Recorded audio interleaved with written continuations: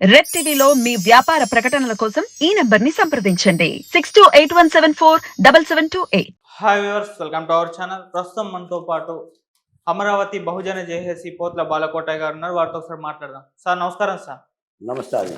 Sir, ఆంధ్రప్రదేశ్లో మరి ఎన్నికలు ఇంకొన్ని రోజుల్లో తొందరలో అయితే ఉండబోతున్నాయి. అయితే ఎన్నికల వేళ ఇరు పక్షాల వారికి అధికార పక్షంలో ఉన్న వారికైనా సరే, ప్రతిపక్షంలో ఉన్న వారికైనా సరే ఒక అస్త్రం అయితే పక్కా అవసరం అవుతుంది సార్. లాస్ట్ ఇయర్ 2019లో ఎలక్షన్స్ చూసుకుంటే ఇటు చంద్రబాబు నాయుడు గారు అప్పుడు చెప్పడం చూసాం, అమరావతి పోలవరం అని చెప్పేసి దాన్ని అస్త్రాలుగా ఆయన వాడుకున్నారు. ఇక్కడ జగన్మోహన్ రెడ్డి గారు ఒకే ఒక్క ఛాన్స్ అని అన్నారు. అలాగే విశ్వసనీయత అని కూడా చెప్పడం చూసాం. సో అప్పుడు ప్రజలందరూ కూడా ఇటు జగన్మోహన్ రెడ్డి గారి వైపు మళ్ళీ ఆయన కోటేశారు. ఆయన అస్త్రం బాగా పనిచేసింది. మరి ఇప్పుడు ఈ ఎలక్షన్స్లకి ఇరు పక్షాల వారు ఏ అస్త్రాలు పనిచేస్తాయి? ఇటు చూస్తే చంద్రబాబు నాయుడు గారు పోలవరం అంటున్నారు, ప్రత్యేక హోదా ఇంకా కాలేదు అని అంటున్నారు, అభివృద్ధి కూడా జరగలేదు అంటున్నారు. వీటిని అస్త్రాలుగా చూపిస్తున్నారు. ఇటు చూసుకుంటే జగన్మోహన్ రెడ్డి గారు నవరత్నాలు అని అంటున్నారు. మరి ఎవరి అస్త్రాలు పనిచేసే ఛాన్స్ ఉంది? మీ ఒపీనియన్ ఏంటి సార్ దీనిపైన? ఆచార్య గారు ధన్యవాదాలు. చాలా చక్కని ప్రశ్నను అవసరమైన ప్రశ్న అడిగావు. రేపటి జరుగుతున్న ఆంధ్రప్రదేశ్ ఎన్నికల్లో రేపటి జరుగుతుందండి ఆచార్య గారు, ఆల్రెడీ ఎన్నికలు జరుగుతున్నట్టే. అవును సార్, ఎన్నికల ప్రచారంగా జరుగుతుంది అక్కడ. అవునవును. తెలుగుదేశం పార్టీ కదిలి రాని మీటింగులు కానీ, ముఖ్యమంత్రి గారి సిద్ధమనే సభలు కానీ హోరాహోరీగా లక్షల మందితో, మా సభకు 10 లక్షల మంది వచ్చారు, మా సభకు 12 లక్షల మంది వచ్చారు.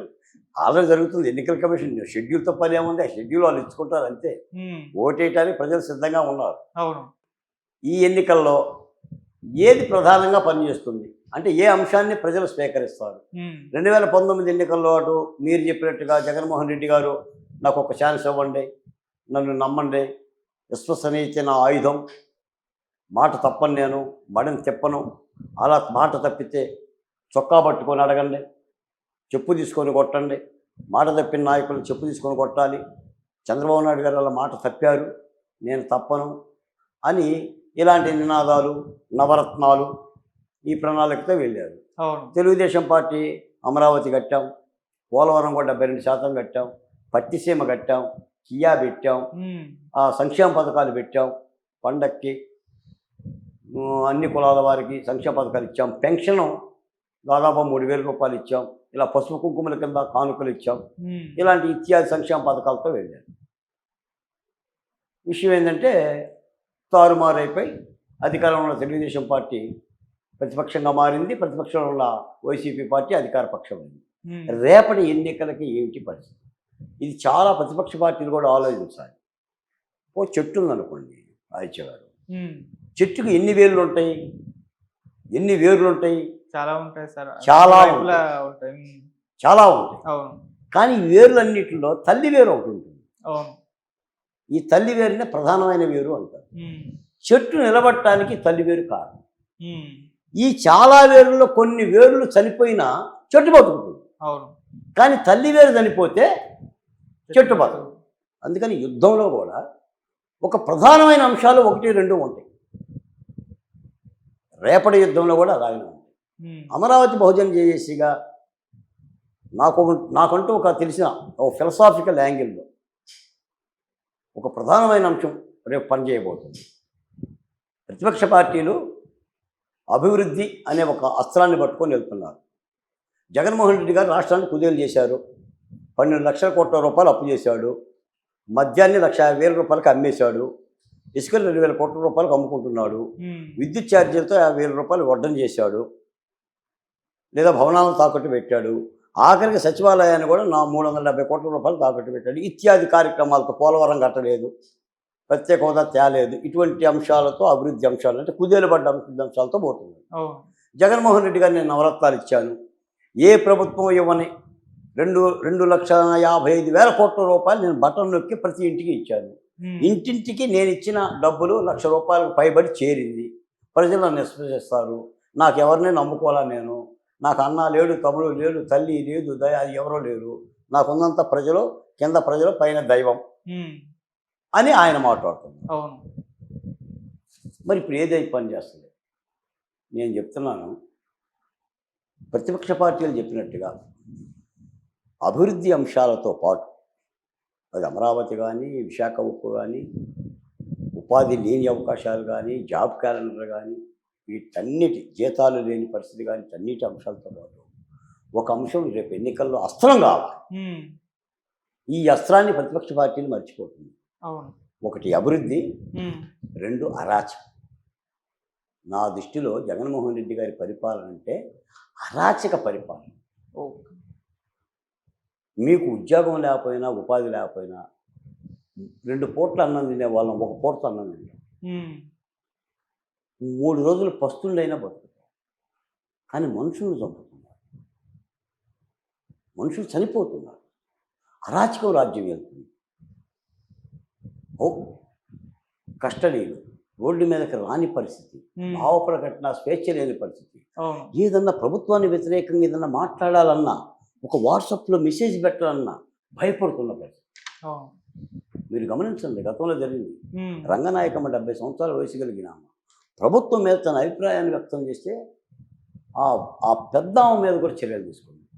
జర్నలిస్ట్ అంకబాబుని ఉమ్, రాత్రిపూట ఒంటి మీద చొక్కా లేకుండా అరెస్ట్ చేసింది, భయభ్రాంతులు గురి చేసింది, ప్రతిపక్ష పార్టీలని అరెస్ట్ చేసింది. ఒక అచ్చెన్నాయుడు కానీ, ధూళిపాల నరేంద్ర కానీ, కొల్లు రవీంద్ర కానీ, లేదా ఆఖరికి చంద్రబాబు నాయుడు గారిని సైతం అరెస్ట్ చేసి భయకంపితులు చేసింది. ఈ రోజున ఆంధ్రప్రదేశ్లో దళిత బహుజన కులాలు ఈ అరాచకాలకు బలవుతున్నారు. ఓకే. నిన్నగాక మొన్న కళ్యాణదుర్గంలో ఒక గిరిజన కులానికి చెందిన పెద్ద ఆయన మంగళ షాప్కి వెళ్ళి క్షవరం చేయించుకుంటుంటే అక్కడున్న 2 అగ్రవర్ణాలు వచ్చి, నువ్వు చేయించుకోవటానికి లేదు, ముందు మేము చేయించుకోవాలని చెప్పేసి చేయించుకున్న వ్యక్తిని కూడా సగం గడ్డంతో కొట్టి బయటికి పంపించాడు. అతను ఎస్సీ అవటం ఉన్నాడు. ఉమ్, ఆ తెమ్మ సముద్రం అనే ఊరిలో మంగళ షాపులు లేవు. పక్క ఊరు నుంచి ఒక క్షవరం చేసి అతను వచ్చి వారానికి ఒకసారి వస్తున్నాడు. ఉమ్, చేయించుకున్న వ్యక్తిని వెళ్ళగొట్టారు. దీని గురించి ప్రతిపక్ష పార్టీలు పట్టించుకోవాలి. ఈ రోజున కూడా ఆస్తి కోసం తల్లిని కాళ్ళతో తన్ని దుర్మార్గం చేశారు. మీరు దళితుల మీద మూత్ర విసర్జన చేశారు, పోలీస్ స్టేషన్లో శిరోమండనాలు చేశారు, మాస్క్ కలిగితే డాక్టర్ సుధాకర్ని చంపారు, ఉమ్, మాస్క్ పెట్టుకోలేదని చెప్పేసి కిరణ్ బాబుని చంపారు, అబ్దుల్ సలాం రైలు పట్టాల మీద ఆత్మహత్య చేసుకున్నాడు, నంద్యాల నాగమ్మని అత్యాచారం చేశారు, మహాలక్ష్మి మీద అత్యాచారం జరిగింది, ముఖ్యమంత్రి ఉన్న నివాస ప్రాంతంలో కోతవేడు దూరంలో వరువులని కట్టేసి వధువు మీద అత్యాచారం చేశారు. అవును. అమర్నాథ్ అనే బాలుణ్ణి, 10 ఏళ్ల బాలుణ్ణి చెల్లిని అక్కని వేధించినందుకు ప్రశ్నించాడని పెట్రోల్ బస్సు కాల్చారు. ఉమ్, ఒక అంగన్వాడీ మహిళని ట్రాక్టర్తో గుద్ది సావకపోతే, అరే చచ్చిందా లేదా చూడరా అని చెప్పేసి రాన్న వెంకటేశ్వర రెడ్డి నాకు ఒకసారి ట్రాక్టర్ వెనక్కరా అని చెప్పేసి చెప్పేసి ఉమ్, ఈ అత్యాచారాల గురించి మాట్లాడితేనే ప్రతిపక్ష పార్టీలకి ఫలితం దక్కుతుంది. నా వాదన అది. ఈ రోజున అభివృద్ధి కావాలి, అభివృద్ధి ఉండాలి, అవును. అన్ని అంశాలు ఉండాలి. కరెక్ట్. ఈ దుర్మార్గాలు చేయటమే జగన్మోహన్ రెడ్డి గారి యొక్క వైఫల్యాలు. ఉమ్, కానీ ఈ దుర్మార్గాలు బయటపడకుండా ఉండటం కోసమే జగన్మోహన్ రెడ్డి గారి గట్టిగా అరిసి నా ఎస్సీ, నా ఎస్టీ, నా బీసీ, నా మైనార్టీ అని అరుస్తుంది. చొక్కాలు మాడతాయి, వాళ్ళ మీద కలబడండి అంటున్నారు, ఉసుగొలుపుతున్నారు. ఉమ్, ఎవరిని? ఇంకో ఈ దిగాలు పడ్డమమ్మ. ప్రతిపక్ష పార్టీలు ఈ అంశాల మీద పెద్దగా మాట్లాడుతున్నారు. అవును. వాళ్ళు ఏదో చెప్తారు, మేము మాట్లాడుతున్నాం బాలకోటయ్య గారు, ఉమ్, మీరేమో మాట్లాడేది అని అంటారు. ఎక్కడ కూడా అట్రాసిటీస్ మీద, రాజ్యహింస మీద, దళిత గిరిజనుల యొక్క ఈ దమనకాండ మీద పెద్ద ఎత్తున ప్రజల్లో కదలిక కలిగిన సభలు విజయం నిర్వహించడం. జై దళిత అని చెప్పేసి అనలా, జై గిరిజన అని అనలా. అవును. ఇది అవసరం. రేపటి ఎన్నికల్లో ఈ అరాచకాలే ప్రతిపక్షాన్ని గెలిపిస్తాయి. ఈ అరాచకాల మీద చేసే పోరాటం, ఉమ్, దీనిని మరువకూడదు. అభివృద్ధి లేనితనాన్ని, రాష్ట్రం దిగాలు పడ్డ విషయాన్ని మాట్లాడుతూనే ఇటువంటి అట్రాసిటీ. ఇటీవల ఒక మన సురేష్ కుమార్ గారు, ఆయన విధ్వంసం అనే పుస్తకం రాశారు. ఓకే. అంటే 5 ఏళ్ల జగన్మోహన్ రెడ్డి గారి పరిపాలనలో రాష్ట్రం ఎలా విధ్వంసమైందని.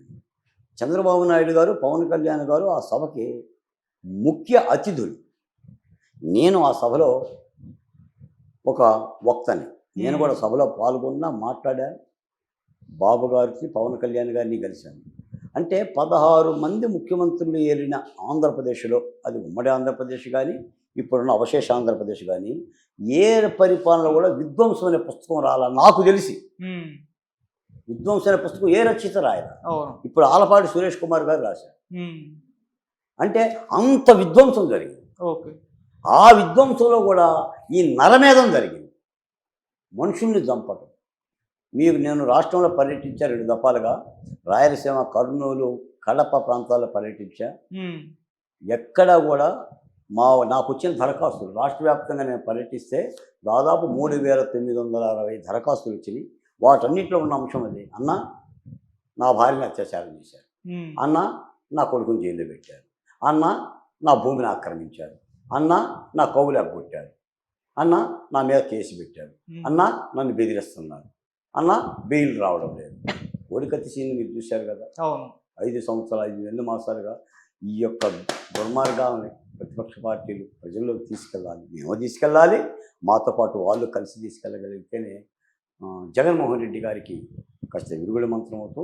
నేను ఇందాక మీకు చెప్పినట్టుగా ఖచ్చితంగా ఏంటంటే యుద్ధం చేయాలంటే అర్జునుడికి పక్షి కన్ను కనిపించినట్టుగా ఈ ప్రధానమైన అంశాలు కనిపించాలి. 2వ ప్రపంచ యుద్ధంలో కూడా లెనిన్ ఆ పని చేశాడు. We want to bread and peace, మాకు శాంతి కావాలి, ఆహారం కావాలి నినాదం మీద యుద్ధం చేసి హిట్లర్ని దేశ సరిహద్దుల్లోకి ప్రవేశించకుండా తరిమి కొట్టాడు. ప్రజలు స్వేచ్ఛను కోరుకుంటారు, జీవితాన్ని కోరుకుంటారు, బతుకుదెరువును కోరుకుంటారు, ముందు స్వేచ్ఛను కోరుకుంటారు. ఇప్పుడు ఆంధ్రప్రదేశ్లో స్వేచ్ఛ లేదు. జరగాల్సింది దేశ స్వాతంత్రోద్యమం జరిగినట్టుగా స్వేచ్ఛ కోసం ఇప్పుడు ఆంధ్రప్రదేశ్ స్వాతంత్ర ఉద్యమం జరగాలనేది నా భావన.